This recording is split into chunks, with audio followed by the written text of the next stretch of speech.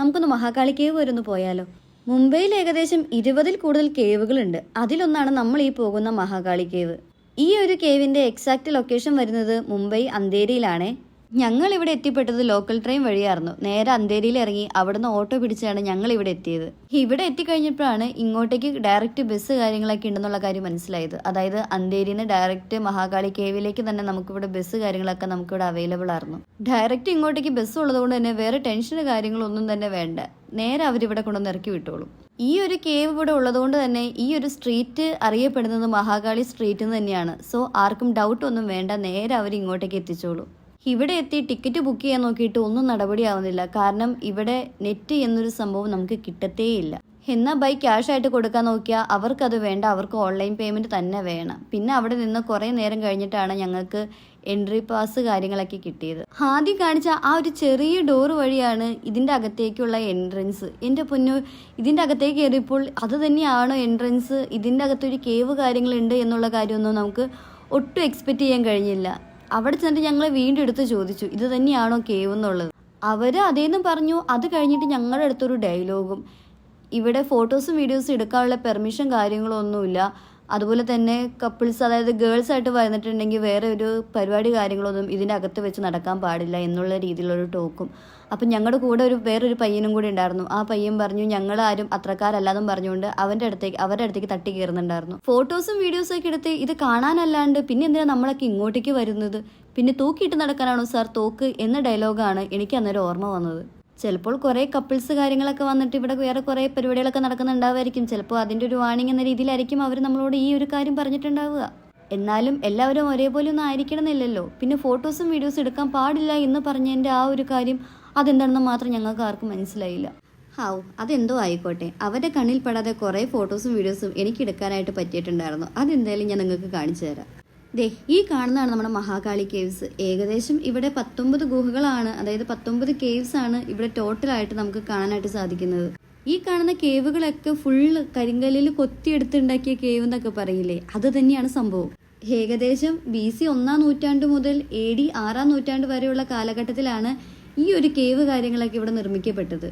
ഇതിൽ കാണുന്ന ഒട്ടുമിക്ക കേവുകളും ബുദ്ധമത സന്യാസികൾക്കായിട്ട് ഒരുക്കിയിട്ടുള്ള അറകളാണെന്നൊക്കെയാണ് ഇവിടെ പറയപ്പെടുന്നത്. നമ്മുടെ അപ്പനപ്പൂപ്പന്മാരുടെ കാലത്ത് ഇങ്ങോട്ടേക്ക് ആർക്കും ഒരു എൻട്രി പോലും, അതായത് ഇങ്ങോട്ടേക്ക് ആരെയും പ്രവേശിപ്പിക്കാറ് പോലും ഉണ്ടായില്ല. എല്ലാവർക്കും ഇങ്ങോട്ടേക്ക് ഒരു റെസ്ട്രിക്റ്റ് ഏരിയ ആയിരുന്നു എന്നൊക്കെ പറയപ്പെടുന്നുണ്ട്. ഈ ഒരു കാര്യം എൻ്റെ അടുത്ത് പറഞ്ഞത് ഞങ്ങളിവിടെ ഡ്രോപ്പ് ചെയ്തിട്ടുള്ള ആ ഓട്ടോ ഡ്രൈവറാണ് കേട്ടോ. അത് സത്യമാണോ കള്ളമാണോ എന്നൊന്നും എനിക്കറിയത്തില്ല. ചിലപ്പോൾ മേ ബി അത് സത്യമായിരിക്കാം. കാരണം അന്നത്തെ കാലഘട്ടം അങ്ങനെ ആയിരുന്നിട്ടുണ്ടാവുമായിരിക്കുമല്ലോ. രാവിലെ 9 മണി തൊട്ട് വൈകിട്ട് 5 മണി വരെയാണ് നമുക്കിവിടെ വിസിറ്റ് ചെയ്യാനുള്ള സമയം. ഈ ഒരു കേവ് കാണാനുള്ള ടിക്കറ്റ് ചാർജ് വരുന്നത് 20 രൂപയാണ് കേട്ടോ. ഏകദേശം 2000 വർഷങ്ങൾ പഴക്കമുണ്ട് ഈ ഒരു കേവിന്. ഇതിൻ്റെ ഹിസ്റ്ററി നോക്കുകയാണെങ്കിൽ ഇത് മെയിൻ റോഡ് സൈഡ് ആയതുകൊണ്ട് തന്നെ പണ്ടത്തെ വ്യാപാരികളൊക്കെ അല്ലേ, അവരും രാജാക്കന്മാരൊക്കെ ഈ സന്യാസികൾക്ക് സാമ്പത്തിക സഹായമൊക്കെ നൽകിയിട്ടുണ്ടെന്നൊക്കെയാണ് പറയപ്പെടുന്നത്. അതിൻ്റെ ഫലമായിട്ടാണ് പാറകൾ കൊത്തിയെടുത്ത് ഈ ഒരു ഗുഹ കാര്യങ്ങളൊക്കെ ഇവിടെ നിർമ്മിച്ചിരിക്കുന്നത്. ഓരോരോ ഗുഹകൾ കയറി ഇറങ്ങി കാണുമ്പോഴും അങ്ങിങ്ങായിട്ട് കുറേ കൊത്തുപണികൾ വെച്ചിട്ടുള്ള ശില്പങ്ങളും ബുദ്ധൻ്റെ രൂപങ്ങളൊക്കെ നമുക്ക് കാണാനായിട്ട് സാധിക്കും. ഹിസ്റ്ററി കാര്യങ്ങളൊക്കെ കൂടുതൽ അറിയാനും കൂടുതൽ ഇഷ്ടപ്പെടുന്ന ആൾക്കാർക്കൊക്കെ ശരിക്കും പറഞ്ഞിട്ടുണ്ടെങ്കിൽ മസ്റ്റായിട്ട് വാച്ച് ചെയ്യേണ്ട ഒരു കേവ് തന്നെയാണ് ഇത്. അതായത് മഹാകാളി കേവ് വിസിറ്റ് ചെയ്യുമ്പോൾ ശരിക്കും പറഞ്ഞിട്ടുണ്ടെങ്കിൽ പണ്ടത്തെ സന്യാസിമാരുടെ ജീവിത രീതിയും അവരുടെ ആ ഒരു മെഡിറ്റേഷൻ്റെ ആ ഒരു ഈ ധ്യാന സംസ്കാരവും പിന്നെ പാറയിലൊക്കെ കൊത്തിവെച്ചിട്ടുള്ള ഇങ്ങനെ ശില്പങ്ങളൊക്കെ നേരിട്ട് കണ്ട് ആസ്വദിക്കാനായിട്ട് നമുക്ക് പറ്റും. എൻ്റെ മനസ്സിൽ അപ്പോഴും ഇപ്പോഴും ഇത് എങ്ങനെ ഈ ഒരു രീതിയിൽ പണി കഴിപ്പിച്ചെടുത്തു എന്നുള്ളൊരു ഡൗട്ട് കാര്യങ്ങളായിരുന്നു. കാരണം അത്രയും വലിയ പാറ തുറന്നിട്ട് ഇങ്ങനത്തെയൊക്കെ സംഭവങ്ങളൊക്കെ ഉണ്ടാക്കിയെടുക്കുക എന്ന് പറഞ്ഞിട്ടുണ്ടെങ്കിൽ അതൊരു സംഭവം തന്നെയാണ്.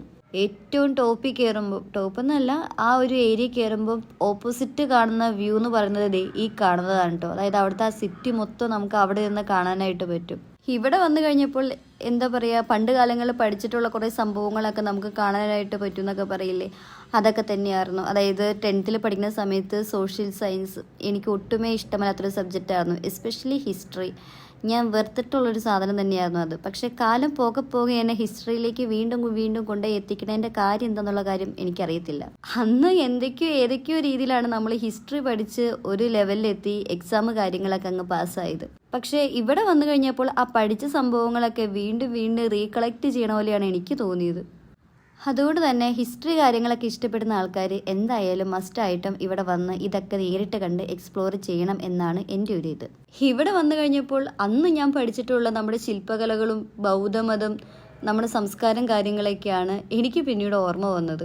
എന്തുകൊണ്ടാണ് ഈ ഗുഹകൾ കാര്യങ്ങളൊക്കെ ഇവിടെ നിർമ്മിക്കപ്പെട്ടത് എന്ന് ചോദിച്ചിട്ടുണ്ടെങ്കിൽ, അന്നത്തെ പഴയ കാലത്തെ സന്യാസിമാർക്ക് മഴക്കാലത്ത് ഒരിടത്ത് താമസിച്ച് മെഡിറ്റേഷൻ ചെയ്യാനും പിന്നെ ശിഷ്യന്മാരെ പഠിപ്പിക്കാനൊക്കെ വേണ്ടിയിട്ടാണ് ഇവർ ഈ ഒരു കേവ് കാര്യങ്ങളൊക്കെ, അതായത് ഇത്രയും വലിയ പാറ തുറന്ന് ഈ ഒരു കേവ് കാര്യങ്ങളൊക്കെ ഇവിടെ നിർമ്മിച്ചിരിക്കുന്നത്. ഈ ഒരു കേവ് കാര്യങ്ങളൊക്കെ ഇവിടെ നിർമ്മിക്കാനായിട്ട് അല്ലെങ്കിൽ ഈ ഒരു സ്ഥലം ചൂസ് ചെയ്യാനായിട്ട് അവർക്ക് വേറെ കുറേ കാരണങ്ങളൊക്കെ ഉണ്ടായിരുന്നു എന്നാണ് പറയപ്പെടുന്നത്. അതായത് ഭയങ്കര സിറ്റി ലൈഫിൽ നിന്ന് ഭയങ്കര നീങ്ങിയിട്ടാണ് ഈ ഒരു ഏരിയ, അതായത് ഭയങ്കര കാമായിട്ട് ഭയങ്കര ഒരു ശാന്തമായിട്ടുള്ള ഒരു അന്തരീക്ഷം, അങ്ങനത്തെ ഒരു അറ്റ്മോസ്ഫിയറിലുള്ള ഒരു ഏരിയ ആയതുകൊണ്ടായിരിക്കണം അവർ ഈ ഒരു പ്ലേസ് ചൂസ് ചെയ്തിട്ട് ഈ ഒരു കേവ് കാര്യങ്ങളൊക്കെ ഇവിടെ നിർമ്മിച്ചിരിക്കുന്നത്. ഈ ഒരു കേവ് കാര്യങ്ങളൊക്കെ ഒരു കുന്നിൻ്റെ മുകളിലായതുകൊണ്ട് അവിടെ ഈ മഴവെള്ളം കളക്ട് ചെയ്യുന്ന കുറേ സംവിധാനങ്ങളൊക്കെ ഉണ്ട്. അതിനൊക്കെ അനുയോജ്യമായിട്ടുള്ള ഒരു ഏരിയ ആയതുകൊണ്ടായിരിക്കാം അവർ ഈ ഒരു പ്ലേസ് കാര്യങ്ങളൊക്കെ അവർ ചൂസ് ചെയ്തിട്ടുണ്ടാവുക. അതല്ലെങ്കിൽ ഈ ഒരു കേവ് ഇവിടെ നിർമ്മിച്ചിട്ടുണ്ടായിരിക്കുക. ഓരോരോ ഗുഹകൾ കയറി ഇറങ്ങുമ്പോൾ അവരുടേതായിട്ടുള്ളൊരു ലാംഗ്വേജ് ഉണ്ടല്ലോ, ആ ഒരു ലാംഗ്വേജിൽ ആ പാറ തുറന്നിട്ട് എന്തൊക്കെയൊക്കെയോ എഴുതി വെച്ചേക്കുന്നത് നമുക്ക് കാണാനായിട്ട് പറ്റും. ഓരോരോ കേവും ഇവിടെ ഉണ്ടാക്കിയേക്കുന്നത് ശരിക്കും പറഞ്ഞിട്ടുണ്ടെങ്കിൽ ഭയങ്കര എയർ പാസേജും പിന്നെ അതുപോലെ തന്നെ ലൈറ്റ് കാര്യങ്ങൾ കിട്ടുന്ന രീതിയിലാണ് ഓരോരോ റൂമല്ല ഓരോരോ കേവ് കാര്യങ്ങളൊക്കെ ഇവരിവിടെ ഉണ്ടാക്കിയേക്കുന്നത്. ശരിക്കും ഒരു വലിയ പാറ തുറന്നിട്ടാണോ അവർ ഇത്ര ക്ലിയർ ആയിട്ട് ഒരു കേവ് കാര്യങ്ങളൊക്കെ ഉണ്ടാക്കിയേക്കുന്നത്. അത് എങ്ങനെയാണെന്ന് എനിക്ക് എത്ര ആലോചിച്ചിട്ടും ഒരു ഐഡിയയും കിട്ടുന്നില്ല. അന്ന് ഇത്രയും പണി സാധനങ്ങൾ നമ്മുടെ കൈകളിൽ എന്തൊക്കെ ഉളിയും ചിറ്റിയും ഉണ്ടായിരുന്നോ അല്ലെങ്കിൽ വേറെ എന്തെങ്കിലും ഉണ്ടായിരുന്നോ ഒന്നും അറിയത്തില്ല. പക്ഷെ അത് ഓരോരോ കേവ് ഓരോരോ റൂമുകളൊക്കെ അറേഞ്ച് ചെയ്തേക്കുന്നത് കാണാൻ എന്ത് രസമായിട്ടാണെന്നോ അറിയോ. ശരിക്കും അവിടെ പോയി ഇരുന്ന് കഴിഞ്ഞിട്ടുണ്ടെങ്കിൽ നമ്മളറിയാത്തത് തന്നെ കുറേ നേരം ഇരുന്ന് മെഡിറ്റേഷൻ ചെയ്തു പോകും. അത്രയ്ക്ക് ഭയങ്കര സൈലൻസ് ആയിരുന്നു ആ ഒരു ഏരിയ ഫുള്ളും. ഇത്ര ക്ലിയർ ആയിട്ട് നല്ല സെറ്റായിട്ട് ഈ കേവ് കാര്യങ്ങളൊക്കെ എങ്ങനെ കൊത്തി ഉണ്ടാക്കി എന്നുള്ളത് എനിക്കറിയാൻ പാടില്ല. അതുപോലെ തന്നെ മഴവെള്ളം കളക്ട് ചെയ്യാനായിട്ടുള്ള ഒരു സംഭവം ഉണ്ടെന്ന് പറഞ്ഞില്ലേ, ഈ കാണുന്നതാണ് ആ സംഭവം. അത് പാറയുടെ മുകളിൽ വീഴുന്ന എല്ലാ മഴവെള്ളം വന്ന് കളക്ട് ചെയ്യുന്നത് ഈ ഒരു സ്ഥലത്തായിരിക്കും. ഇവിടെ ഒരെണ്ണം മാത്രമല്ല, എല്ലാ കേവിൻ്റെയും സൈഡിലായിട്ട് ഇങ്ങനെ മഴവെള്ളം കളക്ട് ചെയ്യാനായിട്ട് ഒരുപാട് സംഭവങ്ങളുണ്ട്. അന്നത്തെ കാലത്ത് ഒരു പാറ തുറന്ന് ഇത്ര ക്ലിയർ ആയിട്ട് അവരിതെങ്ങനെ പണി തീർത്തു എന്നുള്ളതാണ് എൻ്റെ ഇപ്പോഴത്തെ സംശയം. കാരണം ഒന്ന് നോക്കിക്ക് ഇത്ര ഈ ഒരു തൂണ് കാര്യങ്ങളൊക്കെ എങ്ങനെ മേക്ക് ചെയ്തെടുത്ത് എങ്ങനെയൊക്കെ ചെയ്യാം എനിക്കൊരു ഐഡിയ ഇല്ല. മെഡിറ്റേഷൻ ഹാളും പിന്നെ അതുപോലെ തന്നെ അവർക്ക് താമസിക്കാനായിട്ടുള്ള റൂം കാര്യങ്ങളൊക്കെ ഇതിൻ്റെ അകത്ത് തന്നെയുണ്ട്. എത്ര ആലോചിച്ചിട്ടും എനിക്ക് ഒരു പിടിയും കിട്ടുന്നില്ല. ശരിക്കും ഈ ഒരു മഹാകാളി കേവിൻ്റെ ആദ്യത്തെ പേര് കോണ്ടിവൈറ്റ് കേവ് എന്നായിരുന്നു. അതിനുശേഷം ഈ ഒരു കേവിൻ്റെ അടുത്ത് ഒരു മഹാകാളിയുടെ ക്ഷേത്രം സ്ഥാപിക്കപ്പെട്ടു. പിന്നീടാണ് ഈ ഒരു കേവിന് മഹാകാളി കേവ്സ് എന്നറിയപ്പെടാനായിട്ട് തുടങ്ങിയത്. അതുകൊണ്ട് ഈ ഒരു കേവിന് മഹാകാളി ദേവിയുടെ നേരിട്ട് ചരിത്രമായിട്ട് യാതൊരു തരത്തിലുള്ള ബന്ധവുമില്ല. ഏകദേശം 6-ാം നൂറ്റാണ്ടിന് ശേഷമാണ് നമ്മുടെ പശ്ചിമ ഇന്ത്യയിൽ ബൗദ്ധമതത്തിൻ്റെ സ്വാധീനം കുറഞ്ഞത്. അതോടുകൂടി ഈ ഗുഹകൾ ഇങ്ങനെയുള്ള കുറേ കേവുകൾ കാര്യങ്ങളൊക്കെ അങ്ങ് ഉപേക്ഷിക്കപ്പെട്ടു.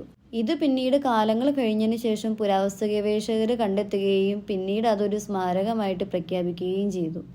ഈ ഒരു മഹാകാളി കേവ് എന്ന് മാത്രമല്ല, ഇവിടെയുള്ള അത്രയും കേവുകൾ കാര്യങ്ങളൊക്കെ ഏകദേശം നമ്മളെ പഠിപ്പിക്കുന്നത് ഈ കാണുന്ന ഈ തിരക്ക് പിടിച്ചിട്ടുള്ള ഒരു മുംബൈ സിറ്റി അല്ല. 2000 വർഷങ്ങൾക്ക് മുമ്പ് ഈ നമ്മളിപ്പോൾ കണ്ടുകൊണ്ടിരിക്കുന്ന ഈ ഒരു മുംബൈ എന്ന ഈ ഒരു പ്രദേശം എത്രത്തോളം ആത്മീയമായിരുന്നു എന്ന് കാണിച്ചു തരുന്ന ഒരു സംഭവം കൂടിയാണ്. കാരണം ഇത്രത്തോളം കേവുകൾ കാര്യങ്ങളൊക്കെ ഇവിടെ പണി കഴിപ്പിച്ചിട്ടുണ്ടെങ്കിൽ അത്രത്തോളം സന്യാസിമാരുടെയും അവരുടേതായിട്ടുള്ള ആ ഒരു മെഡിറ്റേഷൻ കാര്യങ്ങളൊക്കെ ചെയ്യാൻ വേണ്ടിയിട്ടാണല്ലോ അവർ ഇത്രത്തോളം കേവുകൾ കാര്യങ്ങളൊക്കെ ഇവിടെ നിർമ്മിച്ചേക്കുന്നത്. എന്തായാലും മഹാകാളി കേവ് കാര്യങ്ങളെല്ലാം കണ്ടു. ഇനിയുണ്ട് മുംബൈയിൽ കുറേ കേവുകൾ കാര്യങ്ങളൊക്കെ, അതൊക്കെ പോയി കാണണം എന്ന് തന്നെയാണ് എൻ്റെ ആഗ്രഹം. ഇവിടുന്ന് ഡയറക്റ്റ് ബസ് പിടിച്ചിട്ടാണ് ഞാൻ പിന്നീട് അന്തേരിയിലേക്ക് പോയത്. ഇനി അവിടെ ചെന്നിട്ട് ലോക്കൽ ട്രെയിൻ പിടിച്ചിട്ട് വേണം നമ്മുടെ മെയിൻ ലൊക്കേഷനിലേക്ക് എത്താനായിട്ട്.